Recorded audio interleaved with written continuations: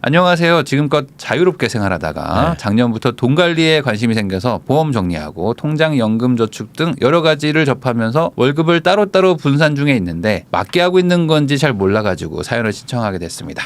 25년에 그러니까 내년에는 결혼도 좀 하고 싶은데 지금까지 전세 대출 받은 거 상환하는 거 말고는 따로 적금을 들어본 적도 없다.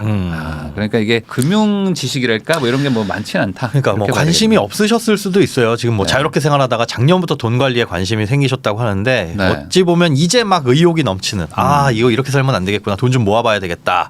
하면 이제 이것저것 하고 싶은 거 많이 보이잖아요. 그렇죠. 뭐 나는 집도 빨리 사고 싶고 청약도 들어야 되나 뭐 모두 해야 되나 하시는 상태인 것 같아요. 네. 근데 이제 이분이 이제 나이가 이제 30대 중반이시다 보니까 아무래도 그러면 한 이제 자유롭게 산 기간이 한 5, 6년 이상은 되지 않을까.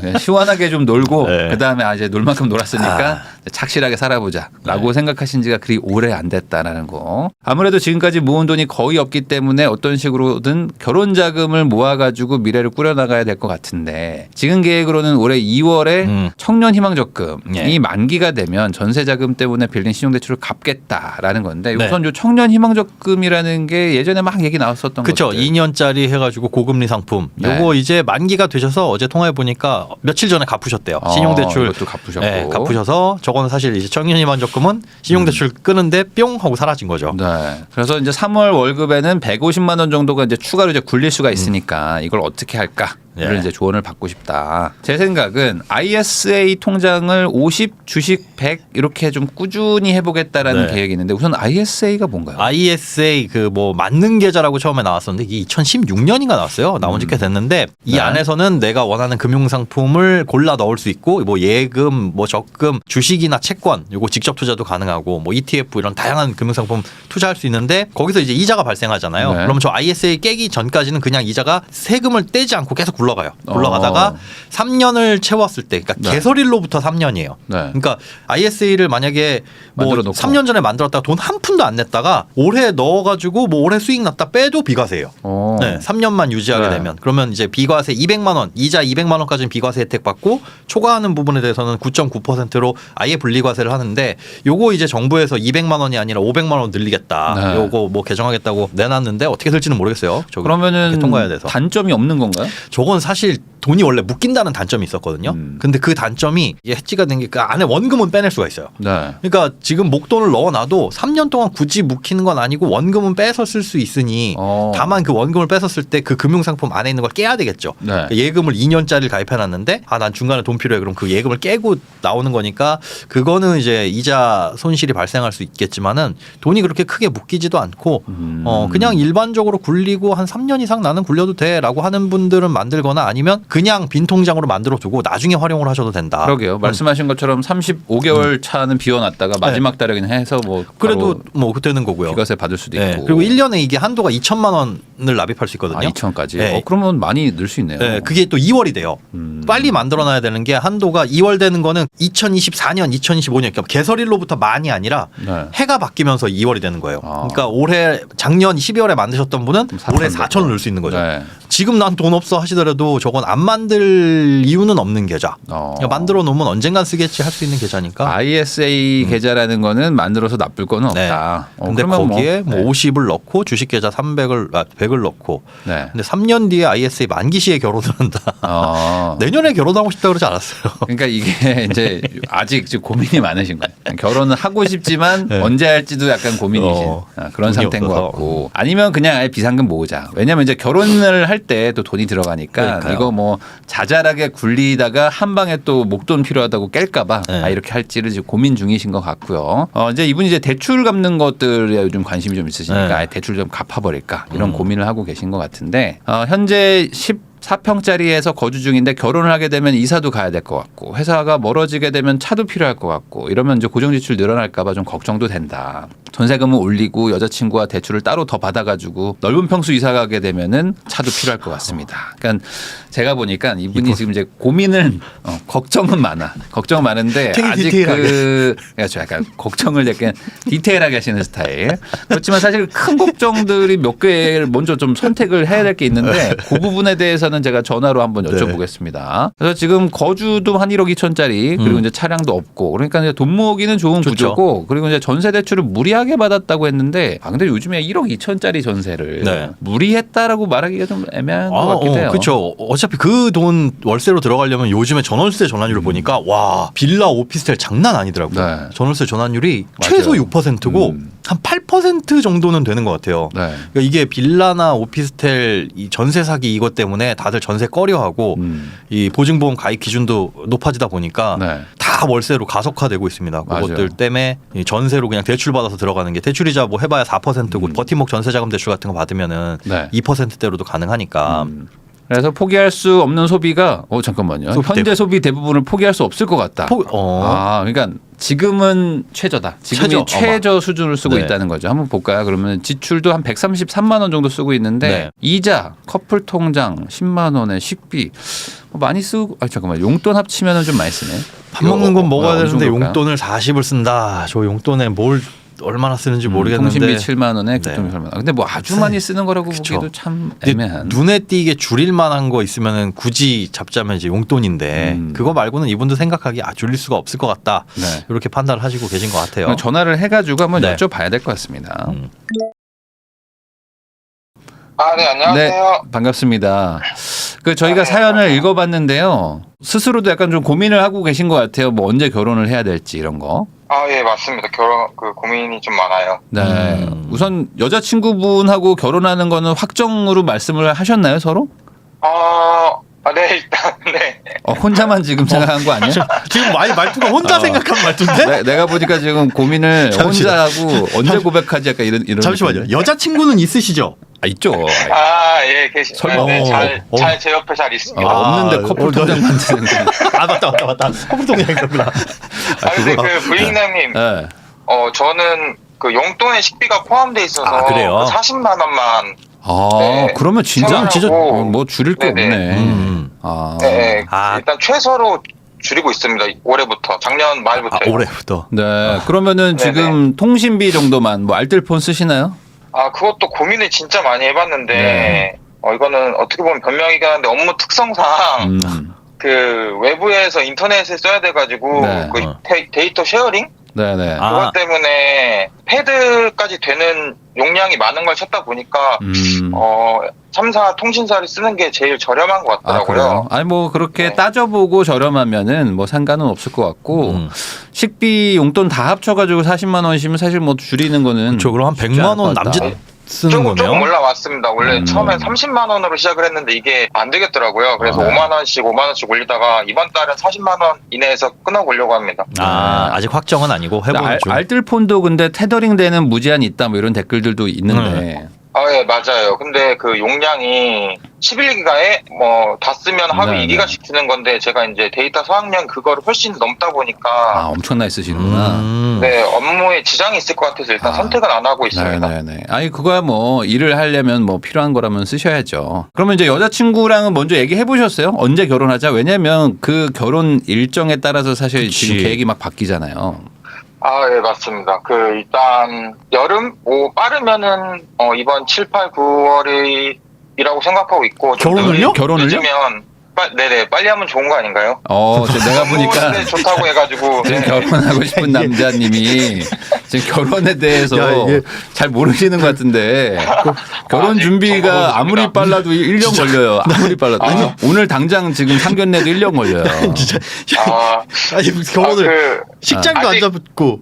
네, 맞아요. 아직 결혼에 대한 정보가 없어가지고 일단 빨리 하면 좋은 것 같고 늦으면 늦은 만큼 돈을 모을 수 있으니까 그것도 그렇게 장점이 될 수 있을 것 같고. 여자친구랑 얘기 안 해봤죠? 깊게는 얘기 안 해봤어요. 그냥 약간 쿡쿡 찔러봤어요. 근데 어떻게 7월에 결혼을 해? 뭔가 긍정적인 대답이 나오지 않을까. 긍정적인 대답. 내가 보니까 걱정 위주로 하시고 고민 위주로 하시고요. 실제 이렇게 물어보질 않으시는군요. 약간. 안 돼. 이러시면 절대 안 되고요. MBTI P예요 혹시? 아닙니다. 저 굉장히 계획적인 굉장히 사람인데. 계획적이에요. 그래요? 네. 아직 결혼에 대한 계획을 세우지 않아서 이렇게 P처럼 보이는 겁니다. 오케이. 그래서 우선 여자친구랑 결혼하는 거가 이제 뭐 결심이 확실하게 들면 그때 이제 여자친구한테 물어보시면 여자친구가 뭐 내년에 하자라든지 아니면 뭐 나는 뭐 3년 뒤에 하자 뭐 이런 게 나오지 않겠습니까? 그거에 맞춰가지고 사실 이제 계획을 세우시는 게 맞는 것 같고 네. 자유분방하게 살다가 이제 작년부터 좀 이제 마음을 다잡았다고 하셨잖아요. 네네네. 이제는 확실하게 좀 정신을 이제 좀 다잡고 이제 절대 안 쓰겠다 이런 게 좀 확고하신 건가요? 아무래도 그쪽으로 생각이 많이 치우쳐 있습니다. 왜 그렇게 되신 거예요, 갑자기? 처음에 시작하실 때 좀 깜짝 놀랐는데 정확히 한 6년 정도 말씀하신 것처럼 놀았거든요. 야, 정확히 진짜? 딱 그 기간을. 그래요. 야. 네네. 그렇게 놀다 보니까 이제 더 이상 어떻게 놀아야 될지도 모르겠고 해가지고 이제 놀 만큼 놀아야 놀다 되니까. 지쳤다. 네, 돈 좀 모아야겠다 싶으니까 돈이 없더라고요, 수중에. 네, 그러니까 돈이 있으면은 이제 전세자금 대출 갚는데 계속 쓰다 보니까 네. 유동성 자산이라고 하잖아요. 급하게 네. 쓸 수 있는. 네. 그 돈이 너무 없는 거예요. 많아봤자 100만 원? 이렇게 살면 안 되겠다 싶어가지고 이것저것 알아봤습니다, 작년에. 네, 맞아요. 지금 사실 순자산이 한 5천만 원 정도 되시는데 나이와 어떤 경력에 비하면은 뭐 적은 편이긴 하니까. 그렇죠. 근데 그러니까 네. 오히려 거꾸로 지금부터 이제 바짝 모으면 이거 좀 따라잡아야 되는 거죠. 네. 근데 제가 이제 말씀드리고 싶었던 건 뭐냐면 여자친구분하고 나랑 이제 둘 다 뭔가 좀 갖추고 나서 이렇게 결혼을 하자 이렇게 생각하실 수도 있는데 둘이 마음만 맞으면 사실 그 결혼은 이제 간단하게 식 같은 거 좀 간단하게 올리고 둘이서 이제 바짝 모으는 게 더 좋긴 하거든요. 그것도 이제 제가 아직 그 말은 안 해봤는데 제 제 생각 범위에 있습니다. 왜냐면 주변에 좀 물어보니까 결혼식 비용이 너무 많이 들어가더라고요. 엄청나죠. 네. 저는 그냥 스튜디오 스드메라고 하는데 그것만 내면 될 줄 알았는데 뭐 홀 대관비도 있고 청첩장비, 스네 부대 비용 이렇게 하면 1,000만 원 정도. 네네. 제가 보니까 우선은 저기 결혼식에 대해서 한번 영상 몇 개 좀 찾아보시고 하면은 이게 생각보다 돈이 많이 들어간다는 거. 스드메 스튜디오 드레스 메이크업하고 어디서 결혼을 할 건데 집에서 거실에서 할 거예요. 식장도 필요하죠. 식장도. 맞아요. 그래서 식장이 요즘에 예약이 잘 안 돼요. 저기 사람들이 워낙 그 코로나 때 안 했다가 이제 많이 하고 있어가지고. 코로나 때 결혼한 사람들이 진짜 승리자가 아닌가 싶을 정도로. 맞아요. 그때 제주도 갔었으면 이제 편했을 텐데 괜히 지금 인플레 때문에 요즘에 이제 해외여행 가기도 많이 들죠. 그래서 지금 제가 봤을 때 전체적으로 그 고민을 좀 멈추시고요. 고민을 멈추시고 여자친구랑 이제 만나가지고 언제 결혼할지. 그리고 이제 여자친구가 또 생각하는 어떤 그 결혼식의 또 수준 이런 것들이 또 있어요. 또 그 본인 스스로 못 정하거든요. 그 주변 친구들과의 어떤 좀 관계 때문에 어느 정도 자기가 원하는 게 있다. 뭐 이런 것들을 좀 들으신 다음에 그거에 또 비용까지도 한번 고려해가지고 계획을 세우는 건 좀 나중으로 미뤄야 되지 않을까. 지금 전셋집은 언제 계약하신 거예요? 작년 4월에 재계약을 해가지고 내년 4월에 이제 만기가 됩니다. 4년째, 2년 이렇게. 그러면은 여자친구 나이가 혹시 뭐 대략 어느 정도 되시나요? 34입니다. 그러면 이제 결혼할 때가 되긴 됐네. 네. 그러면 뭐 이사도 생각해 볼 수 있는가요? 여자친구분 직장이랑 좀 멀죠? 지금 근무하시는 곳이? 아니요, 둘 다 직장이 가까워요. 집에서. 그래요? 그럼 글로 가면 되겠네. 출퇴근 거리가 30분? 그럼 그쪽으로 이사 가면 되겠네요. 가까우니까. 이사 간다는 게 저희 둘 다 같은 동네에 살고 있거든요. 그래요? 그럼 지금 네네. 살고 있는 집에 사셔도 되는 거고. 네, 제가 봤을 땐 지금 14평도 절대 여기 뭐 좁다고 생각하지 않으셔도 될 것 같은 게 둘이서 신혼 때는 그냥 살만합니다. 저 괜히 넓히면 이상한 가전 가구나 들여두면서 그 돈 쓰고 그래요. 이번 주에 뭐 만나실 거 아니에요. 만나가지고 진지하게 난 결혼 생각하고 있으니까 너도 한번 얘기를 해보자 해서 시기와 어디서 살지 뭐 그리고 아까 말한 어떤 어느 수준으로 결혼식을 뭐 진행을 할지 뭐 신혼여행 이런 것들도 한번 얘기해 보시고 확정된 다음에 이제 산 넘어 산이에요. 또 그다음에 이제 뭐죠? 저것도 해야 돼. 상견례 가고 뭐 또 그렇지. 부모님 인사하고 그러면은 또 이게 쉽지 않은 이게 산들이 많거든요. 그런 것까지 다 해가지고 그 뒤에 고민하시면 되지 않을까.